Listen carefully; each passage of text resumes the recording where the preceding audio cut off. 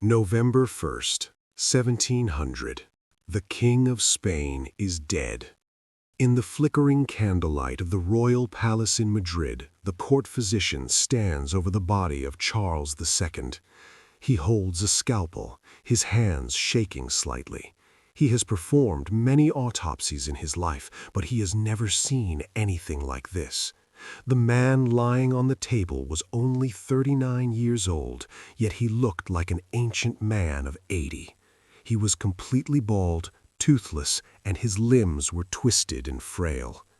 When the doctor finally opened the body, what he found inside terrified him. He wrote a report that still chills the blood of historians today. He wrote, "The king's heart was the size of a peppercorn. His lungs were corroded, his intestines were rotten and gangrenous. He had a single testicle, black as coal, and his head was full of water." The report concluded with a sentence that sounded more like a curse than a medical diagnosis. He did not contain a single drop of blood. This was not the victim of a plague. This was not a victim of torture. This was the most powerful man on earth, the king of an empire where the sun never set. This was the final product of the House of Habsburg. Welcome to the Price of Dynasties. Today we are telling the tragic story of a man who was born to rule the world but could barely feed himself. To understand the horror of Charles II, you have to understand the obsession of his family. For 200 years, the Spanish Hapsburgs were the masters of Europe. They ruled Spain, the Netherlands, huge parts of Italy, and almost the entire Americas. They had gold, armies, and fleets, but they had one deep, paralyzing fear. They were terrified of tainting their blood. They believed that their royal blood was sacred, a direct gift from God. To mix it with lesser families would be a sin. So they made a rule. A Habsburg only marries a Habsburg. Cousins married cousins, uncles married nieces. For generations, the family tree didn't branch out, it went in circles. They thought they were preserving their purity. In reality, they were building a genetic time bomb. And in 1661, that bomb finally exploded. Let's look at the math because it is terrifying. In a normal family, you have 8 great-grandparents. Charles II had 4.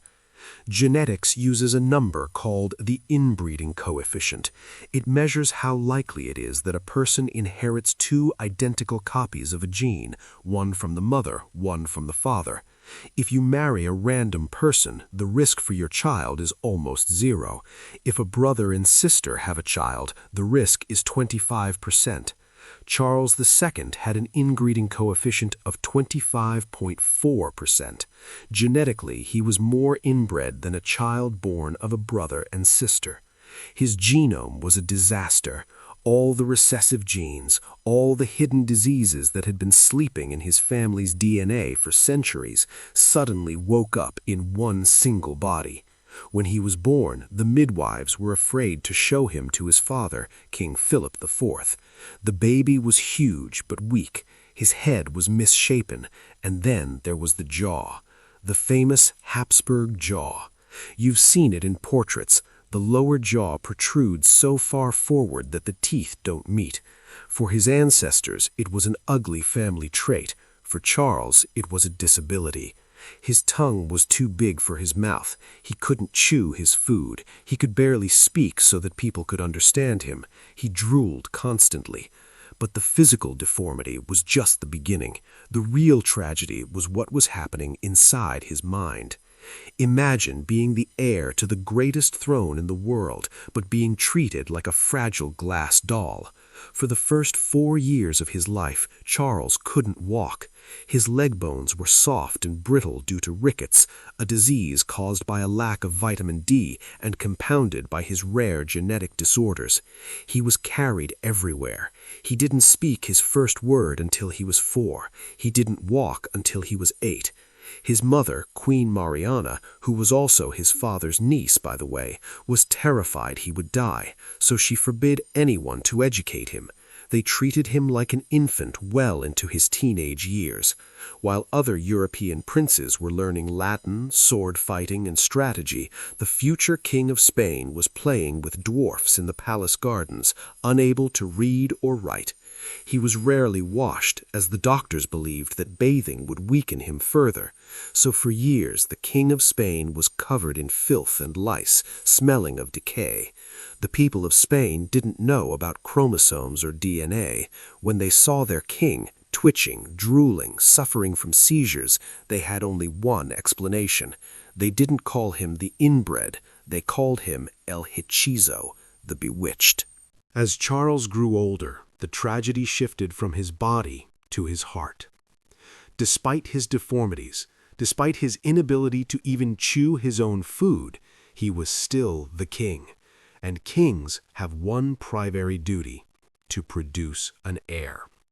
The survival of the entire Habsburg dynasty rested on his frail shoulders. The court needed to find him a wife. In 1679, a marriage was arranged with a French princess, Marie-Louise of Orléans. It was a union of opposites that felt almost cruel. Marie-Louise was known as the most beautiful woman in Europe. She was young, vibrant, and full of life. When the French ambassador told her she was to marry the King of Spain, she reportedly threw herself onto her bed and wept uncontrollably for hours. She knew the rumors. She knew she was being sold to a monster. Their first meeting was a scene of heartbreaking awkwardness. When Charles saw her, he was overcome with emotion. He had lived his life surrounded by people who looked at him with pity or disgust. But now, this angel was his wife. He fell deeply, madly in love with her. For the first time in his life, Charles felt something like happiness. He tried to be a good husband. He showered her with gifts and tried to speak to her, even though his swollen tongue made conversation difficult. But for Marie-Louise, life in the Spanish court was a prison. The etiquette was suffocating. She was surrounded by grim, black-clad nobles who watched her every move. But the worst pressure came from the bedroom. The entire empire was waiting for a pregnancy announcement. Month after month, the court waited, and month after month, nothing happened. The problem, of course, was biological. Charles suffered from a condition called Klinefelter syndrome, along with his other genetic defects. He was likely completely infertile.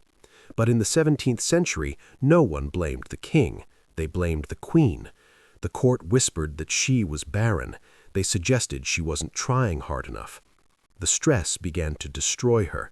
She fell into a deep depression, spending her days eating sugary treats to comfort herself, growing heavier and sadder as the years went by. Charles saw her pain, and it tore him apart. He wanted to give her a child more than anything. Desperate, he turned to the doctors, and this is where the story turns into a horror movie. The royal physicians didn't use modern medicine. They used a mixture of superstition and torture. To warm his seed, they forced the king to sleep in a bed filled with ice to shock his system, and then buried him under heavy, hot blankets until he nearly passed out from heat stroke. They prescribed him diets of pulverized meteorites and the brains of rabbits. Nothing worked. 10 years into their marriage, Marie-Louise died suddenly at the age of 26. Charles was devastated. He was found crying over her body, screaming, "I shall not be long behind her." Her death broke the only human connection he had ever known. But the Habsburg machinery had no time for grief. The dynasty was dying. They needed a new queen immediately. Within weeks, they married him off again, this time to a German princess, Maria Anna of Neuburg. She was different from the gentle Marie-Louise. She was fiery, ambitious, and notoriously bad-tempered. She took one look at her new husband and realized there would be no children. But unlike the first wife, she didn't cry. She started plotting. She realized that if Charles died without an heir, the Spanish Empire would be up for grabs. Meanwhile, the king's health was collapsing. He began to suffer from hallucinations. He heard voices. He had seizures that left him unconscious for hours. The doctors had run out of medical ideas, so they turned to the priests. The whisper in the palace became a shout. The king is not sick. The king is possessed by the devil. The Grand Inquisitor was called in. Thus began the grim chapter of the exorcisms. For hours every day, priests would surround the terrified, confused king. They screamed prayers in Latin, splashed him with holy water, and interrogated the demons inside him. They convinced Charles that he was cursed because his mother hadn't blessed him properly, or because someone had buried a bag of dried toads under his pillow. Can you imagine the psychological torture? A man who is already in constant physical pain, now being told by the highest religious authorities that he is a vessel for Satan? He stopped sleeping. He was terrified to close his eyes. He began to demand that the coffins of his ancestors be opened. He would go down into the royal crypt in the Escorial, open the rotting casket of his father and his first wife Marie Louise, and touch their corpses, begging them to take him away. He was a man living halfway between the world of the living and the world of the dead. By the year 1700, the King of Spain was no longer truly living. He was merely existing in a state of slow, agonizing decomposition. He was only 38 years old, but he looked like a senile man of 90. His hair and eyebrows had fallen out completely. He was deaf. He was almost blind. His teeth were gone, so he could not chew solid food, and his digestive system had shut down so severely that he was often unable to keep any food down at all. He spent his days in bed, wrapped in blankets, shivering even in the summer heat. Outside the palace walls, the vultures were circling. All of Europe knew the king was dying, and more importantly, they knew he had no heir. The Spanish Empire was a prize that everyone wanted to steal. In France, King Louis XIV was waiting. In Austria, the Holy Roman Emperor was waiting. They had their armies ready at the borders, just waiting for Charles to take his last breath. The palace in Madrid became a battlefield of spies. The Queen supported the Austrian claim, while the Church supported the French. They didn't care about the dying man in the bed. They only cared about the piece of paper he needed to sign, his last will and testament. Imagine the cruelty of this moment. A man who has been tortured by his own genetics for his entire life, who has been subjected to exorcisms and medical horrors, is now being bullied on his deathbed by ambassadors and priests, screaming at him to give away his empire. In October 1700, Charles had one final moment of clarity. He knew the end was near. He struggled to sit up. His hands were so swollen he could barely hold a pen. With tears running down his face, he whispered, "I am already nothing." He signed the document that would hand the Spanish throne to the grandson of the French king, Philip of Anjou. It was the final betrayal of his Habsburg ancestors. He gave the empire to their greatest enemies simply because he wanted the fighting to stop. On November 1st, 1700, the suffering finally ended. Charles II slipped into a coma and died. The bewitched king was gone. We return now to that cold autopsy table we saw at the beginning. The doctors opened him up and found a body that had essentially dissolved from the inside out. But there was one detail in the autopsy report that is often overlooked, and it is perhaps the most tragic of all. The doctors noted that his body did not contain a single drop of blood, yes, but they also noted that his heart was incredibly small and weak. It was the heart of a man who had literally lacked the vitality to live from the moment he was conceived. The irony of his life is brutal. The Hapsburgs spent 2 centuries marrying their own relatives to keep their power pure and concentrated. They thought they were protecting their dynasty. Instead, they destroyed it. Charles II was not a monster. He was a victim. He was the biological price tag of his Habsburg ancestors. When he died, the Habsburg line in Spain died with him. The War of the Spanish Succession broke out almost immediately. For 13 years, Europe burned. Millions died in the war to decide who would sit on his throne. But Charles was finally at peace, buried in the dark crypt of the Escorial, alongside the parents who had unknowingly doomed him. His story serves as a grim reminder that nature has rules, and no amount of gold, armies, or divine right can break them. The Hapsburgs tried to play God with their genetics, and in the end, they created a king who was too weak to lift a crown.